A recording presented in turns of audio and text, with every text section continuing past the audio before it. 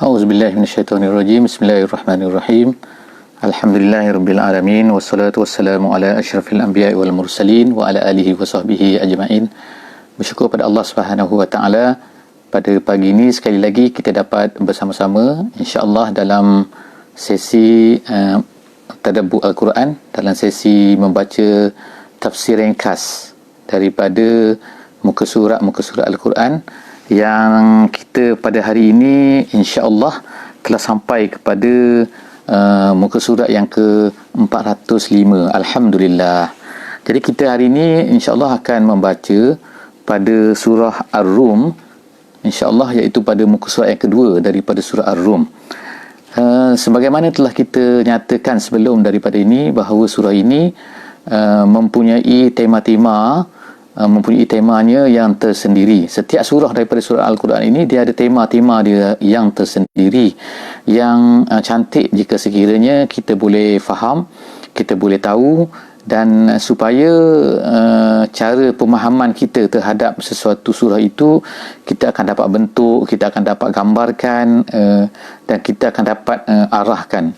Walau bagaimanapun itu semua adalah merupakan ijtihad para ulama, berdasarkan kepada apa yang dilihat oleh ulama daripada keseluruhan daripada kandungan surah itu, maka dia mempunyai satu hala yang tersendiri pada setiap surah itu. Jadi walau bagaimanapun ini bukanlah sesuatu benda yang pasti 100% yang kita kata qat'i, mesti, maknanya tidak ada yang lain. Mungkin ada ulama-ulama yang mungkin berbeza pendapat lah dari sudut apakah tema kepada setiap surah-surah tersebut, tetapi kita mengambil panduan daripada apa yang dikatakan oleh ulama-ulama yang membaca surah-surah tersebut, dan kemudian memberi panduan kepada kita untuk kita, membantu kita untuk memahami surah-surah daripada Al-Quran tersebut, insya-Allah. Pada hari ini kita akan baca daripada surah Ar-Rum. Jadi surah Ar-Rum ini insya-Allah kita akan ceritakan nanti apakah dia punya tema utama dan surah Ar-Rum ini bila sampai kepada waktunya, insya-Allah. Kita telah tengok sebelum daripada ni, iaitu surah Ar-Rum ini dia mempunyai, menceritakan, dimulakan, diberi nama dengan Ar-Rum ini kerana Allah Subhanahu wa taala pada permulaan surah ini dia menceritakan tentang kisah Rom, iaitu kemenangan Rom ke atas Farsi. Jadi Rom itu adalah salah satu daripada bangsa yang besarlah pada masa tersebut. Jadi ada dua kuasa besar pada masa Nabi SAW, sebelum lagi Nabi diutuskan oleh Allah Subhanahu Wa Taala. Jadi kita ada kat sana Farsi dan juga Rom, dan mereka ini saling bertempur di antara satu sama lain, saling berebut, saling mencari pengaruh dan sebagainya, dan mereka ini mempunyai empire yang besar lah. Tetapi tanah Arab pada masa tersebut adalah seolah-olahnya macam tidaklah dikuasai sangat oleh sama ada Rom ataupun Parsi. Kerana apa? Kerana tanah Arab pada masa tersebut adalah tanah yang gersang, yang kering, yang tak ada air dan tak ada tanaman. Yang ada hanyalah kota Mekah, iaitu menjadi tempat kunjungan orang-orang daripada orang Arab semuanya pergi ke tempat tersebut kerana adanya Kaabah yang dibina oleh Nabi Ibrahim AS. Selain daripada itu tak ada. Tetapi berita tentang apa yang berlaku kepada Rom, kepada Farsi ni memang sentiasa diambil tahulah oleh orang-orang tanah Arab ni, orang Mekah. Kerana apa? Kerana mereka ini selalu membuat kunjungan ke sama ada ke Damsyik, iaitu kawasan Rom, ataupun ke kawasan Yaman, di mana ianya adalah dipengaruhi oleh kerajaan Farsi pada masa tersebut. Jadi oleh kerana perniagaan mereka pergi ulang-alik, jadi mereka pun tahulah peristiwa-peristiwa yang terjadi kepada dua kuasa besar tersebut. Walaupun kuasa besar tersebut tidaklah mengganggu sangat mereka kerana yang telah kita sebutkan tadi. Jadi tetapi oleh kerana satu kelompok ni, iaitu kelompok Rom ni adalah Kristian dan Farsi ni adalah Majusi, jadi kedua-dua ni ada mempunyai pengaruhnya dari segi perasaan kepada orang Islam, iaitu orang Islam yang lahir di Mekah ni selepas daripada Nabi Muhammad SAW. Jadi mereka ini mempunyai tendensi, iaitu orang Rom ni adalah lebih dekat kepada mereka daripada orang Farsi, walaupun kedua-duanya adalah kufar, walaupun kedua-duanya adalah bukan Islam, tapi oleh kerana ini adalah ahli kitab dan satu ini adalah Majusi yang lebih dekat kepada agama penyembahan berhala yang dibuat oleh orang-orang Mekah kan. Jadi oleh kerana itulah maka kemenangan itu memberi impak jugalah kepada kepada mereka dari segi beritanya, dari segi kecenderungan hatinya. Jadi kita telah baca sebelum daripada ni bahawa telah menjadi salah satu daripada tanda kehebatan Al-Quran, tanda benarnya Al-Quran itu ialah apabila Allah Subhanahu Wa Taala memberitahu bahawa orang Rom ini akan mengalahkan Farsi pada tak berapa lama lagi, dan tiba-tiba ianya betul-betul berlaku. Tetapi ini semua walaupun telah jelas ia tidaklah juga menjadikan orang-orang yang di Mekah tu, orang-orang yang sedang berdepan dengan Nabi Muhammad SAW itu, mereka ini beriman. Mereka tetap juga menolak. Jadi sebab itulah selepas daripada itu Allah Subhanahu Wa Taala mulalah menceritakan bahawa sebenarnya banyak lagi tanda-tanda kekuasaan Allah Subhanahu Wa Taala selain daripada peristiwa tersebut, selain daripada apa yang disebutkan oleh Allah SWT akan berlaku itu. Maknanya banyak lagi tanda-tanda yang insya-Allah kita akan lihatlah melalui surah Ar-Rum ini. Jadi bila kita teringat kepada surah Ar-Rum, perkataan Ar-Rum, maka kita ingatlah peristiwa ini iaitu Al-Quran adalah menjadi tanda kepada kebenaran, sesuatu kebenaran itu. Jadi mari kita sama-sama insya-Allah masuk ke muka surat 405 pada pagi ini insya-Allah. A'udzubillahi minasyaitonirrajim. Wa'adallahu la yukhlifullahu wa'dah walakin aktsaran nasi la ya'lamun. Sadaqallahul azim. Jadi ayat yang kita baca pada pagi ini adalah sambungan daripada ayat yang telah kita baca sebelum daripada ni, iaitu dia menceritakan tentang bahawa Allah Subhanahu Wa Taala ini apabila dia menjanjikan sesuatu benda, maka dia tidak akan tidak menunaikan janjinya. Maka Allah Ta'ala akan menunaikan janjinya. Jadi sebagaimanalah berlakunya dalam peristiwa Rom dan juga Farsi ni, Allah Ta'ala sebutkan dia akan memenangkan, dia akan beri kemenangan, dan memang ianya berlaku. Jadi itu adalah salah satu daripada benda yang Allah Ta'ala nak sebutkan kat sini, iaitu apa? Apabila Allah Ta'ala menjanjikan dia nak beri kebaikan, dia nak beri pahala, dia nak bagi syurga kepada orang-orang yang beriman, dan dia akan berikan azab, kenakan azab kepada orang-orang yang kafir, orang yang tidak beriman, dan orang-orang yang mendustai Nabi dan juga Rasul, maka itu adalah janji Allah, maka Allah Ta'ala akan menunaikan janjinya. Wa'adallah la yukhlifullahu wa'dah. Allah tidak menunaikan janjinya. Walakinna aksarun nas la ya'lamun. Tapi masalahnya ialah banyak daripada manusia ni, mereka ni tidak tahu. Tidak tahu maknanya dalam erti kata bahawa tidak menerima, tidak merasai bahawa Allah Ta'ala ni akan menunaikan janjinya. Kemudian Allah Ta'ala sebut lagi kan, bagaimanakah sifat orang-orang yang kafir ini ni, ataupun orang-orang yang duniawi ini ni, ataupun orang-orang yang tidak mahu beriman ini. Mereka ialah Allah Ta'ala sebut kat sini, dan benda ni menjadi itu tanda lah, menjadi apa yang suatu benda yang dari dulu di zaman Nabi SAW sampailah kepada zaman sekarang, kepada zaman akan datang pun, satu benda yang hakikat yang Allah Ta'ala nak ceritakan kepada kita, iaitu apa? Ya'lamuna zahiran minal hayatid dunya wa hum 'anil akhirati hum ghafilun. Ulama-ulama tafsir sebut kat sini, iaitu bila menyebutkan ayat ini, iaitu mereka ini mengetahui zahiran minal hayatid dunya. Jadi maksudnya disebutkan di dalam tafsir jalan lain bahawa maksud zahiran minal hayatid dunya ini iaitu mereka ini pandai dari sudut keduniaan. Maknanya orang-orang kafir ni, mereka ni manusia, Allah Ta'ala berikan akal pemikiran kepada mereka. Jadi mereka ni boleh tahu. Mereka tahu macam mana nak buat ni. Jadi apa yang kita lihatlah pada hari ni.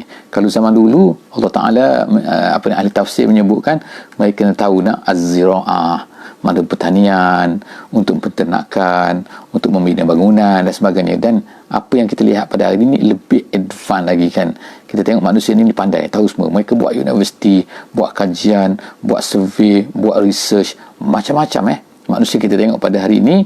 Jadi memang betul lah apa yang Allah Subhanahu Wa Taala sebutkan kat sini kan. Itu memang betul, Allah Taala sentiasa betul dalam Quran. Jadi Allah Taala sebut kat sini menyatakan pada kita, memberi mindset kepada kita, iaitu apa? Manusia ni ya'lamuna zahiran minal hayati dunia. Mereka ni kalau part tentang kehidupan dunia, macam mana nak buat, mereka akan tahu. Mereka boleh gali sana, korek sana, tahu ada sini kan, ada minyak ke, ada bijih ke, ada galian ke, mereka tahu nak pergi kan. Itu memang expert. Tetapi wahum anil akhirati hum ghafilun.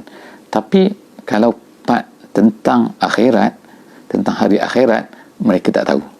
Bukan tak tahu, maknanya mereka ni ghafilun.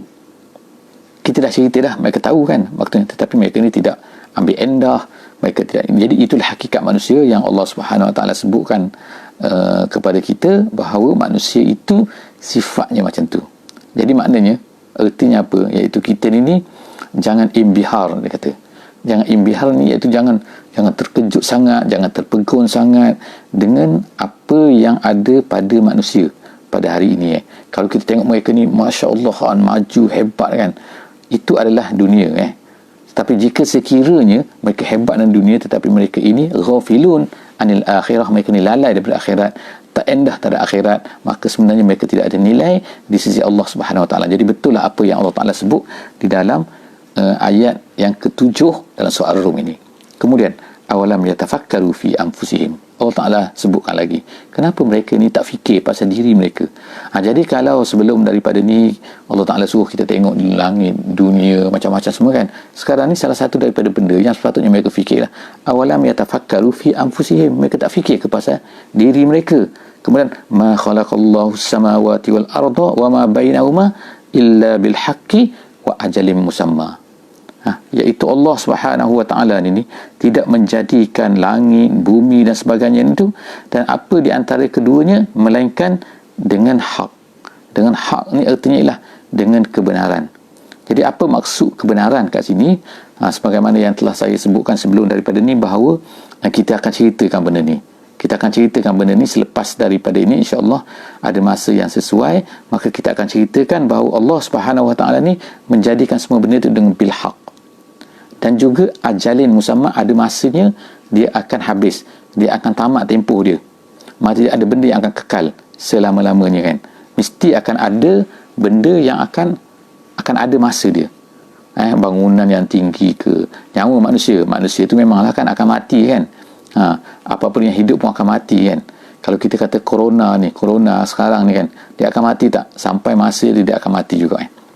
Dia akan mati. Jadi jangan bimbanglah. Semua benda yang ada atas dunia ini akan rosak binasa, akan habis umurnya. Kan? Jadi Allah Ta'ala sebutkan tu. Allah Ta'ala tidak jadikan semua benda melainkan ada ajalin musamma. Wa inna katsiran minan nas biliqa'i rabbihim lakafirun. Tapi manusia ini, banyak daripada manusia ini tak yakin untuk berjumpa dengan Allah Subhanahu Wa Ta'ala.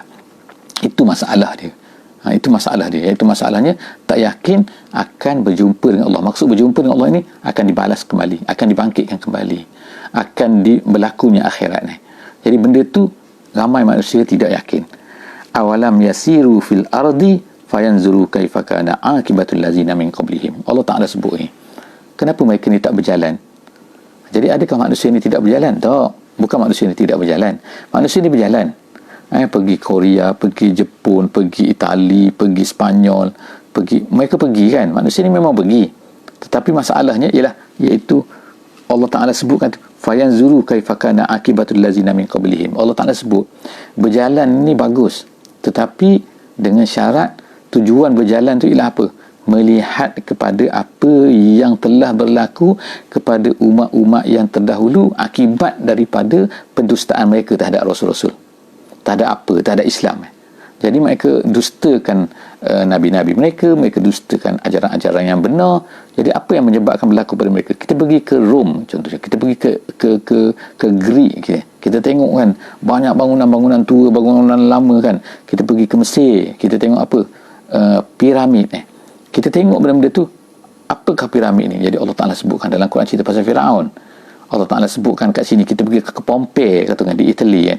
Kita akan tengok benda-benda yang berlaku ni kan. Jadi semua benda tu sebenarnya adalah akibat. Allah Ta'ala sebut situ akibatu iaitu akibatul lazina min qablihim, akibat apa yang telah berlaku sebelum daripada mereka. Kalau tanah Arabnya maknanya pada masa itu ialah Samud, kaum Nabi Soleh dan sebagainya kan. Semua tu nampak, boleh dilihat. Kemudian kanu ashadda minhum quwwatan wa asarul arda wa amaruha aksara mimma amaruha. Allah Ta'ala sebut sini, iaitu orang-orang yang dulu ni sebenarnya dia kata lebih kuat lagi. Ashadda minhum, kuwah tu maksudnya lebih kuat lagi daripada orang-orang Mekah ni. Jadi kalau orang Mekah ni kata hebat sangat ke, mereka tak ada hebat sangat tetapi orang-orang yang sebelum daripada kamu lebih kuat lagi. Jadi kalau kita baca sekarang ayat ni kita rasa kita ni hebat kan, tapi sebenarnya kalau kita tengok orang dulu tu hebat lebih kuat lagi. Kita tak boleh, sebab itulah ada atas dunia ni yang dinamakan sebagai apa, barang-barang ajaib di dunia.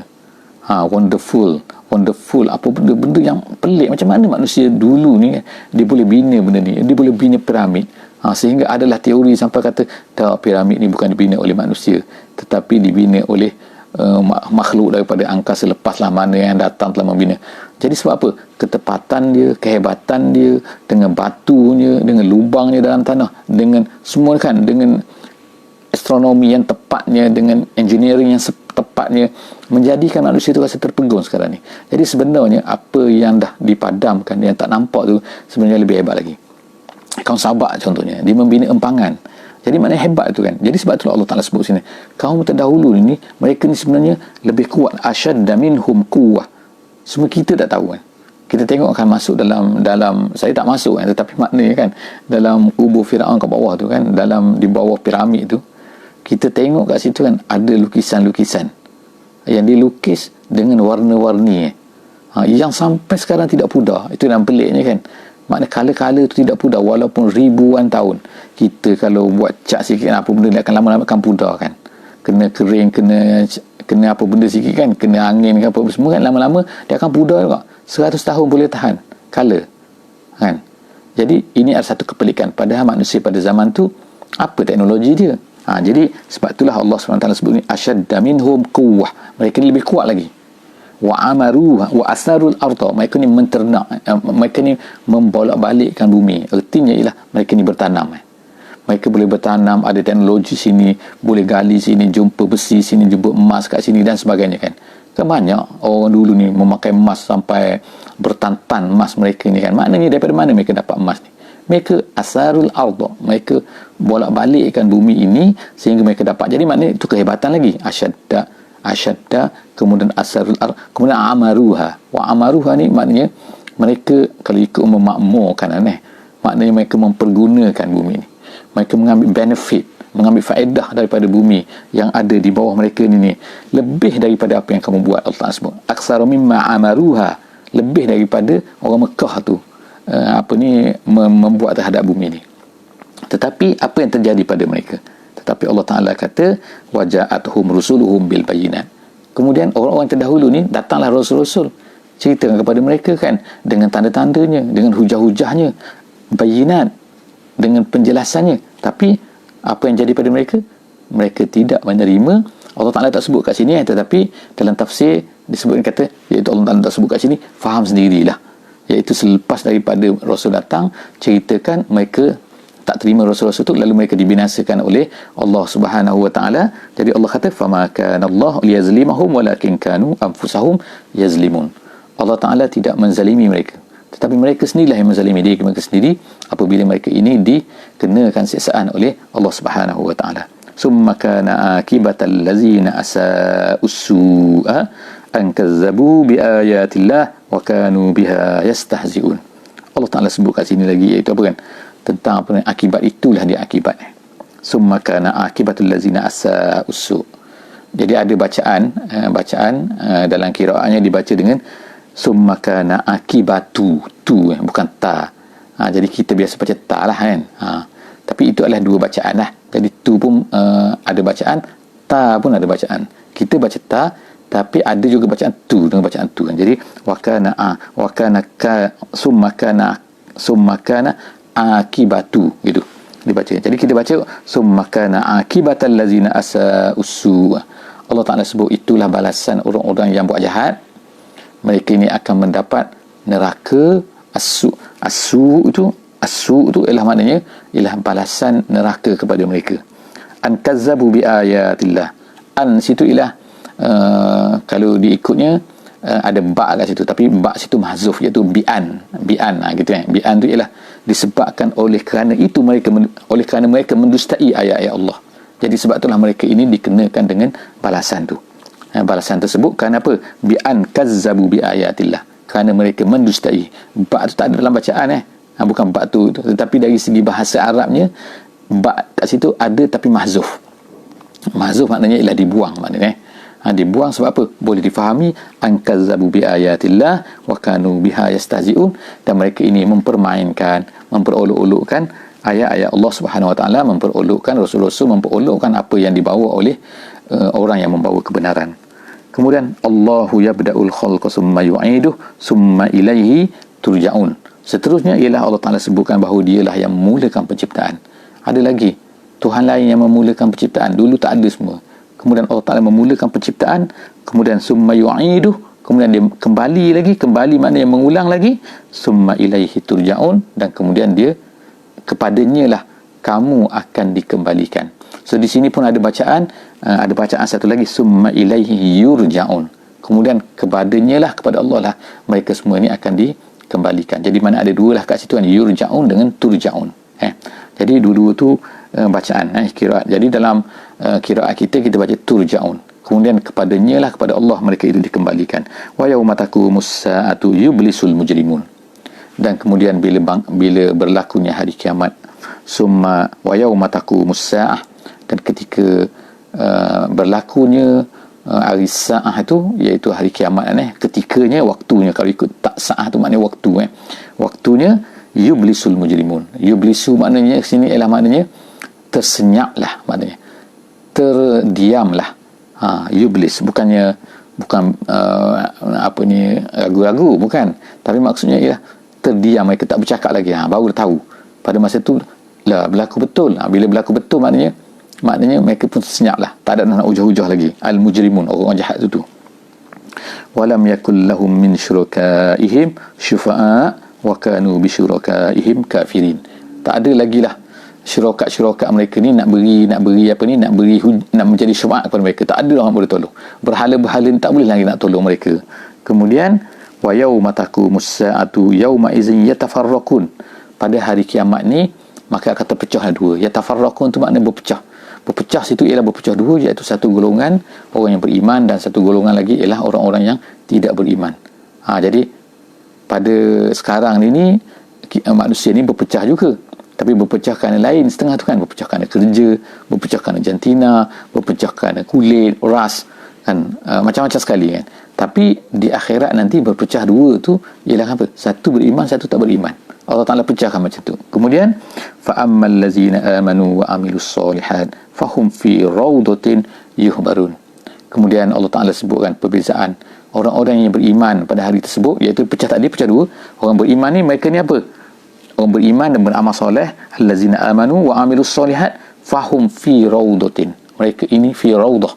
Rawdah ni artinya ialah jannah kat sini, iaitu syurga. Mereka ini di dalam syurga. Yuhbarun artinya ialah daripada habur ni makna gembira, makna bergembira, berseronok. Jadi orang-orang yang beriman dan beramal soleh, mereka akan duduk dalam kelompok dalam syurga dan mereka akan seronok dalam tu.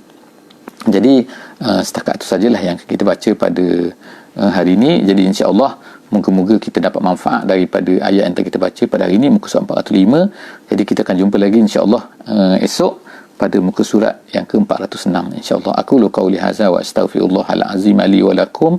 Wassalamu alaikum warahmatullahi wabarakatuh. Subhanakallahumma wa bihamdik nashhadu an la ilaha illa anta nastaghfiruka wa natubu ilaik. Bismillahirrahmanirrahim. Wal 'asri innal insana lafi khusr illa allazina amanu wa 'amilus solihat wa tawasaw bil haqqi wa tawasaw bis sabr.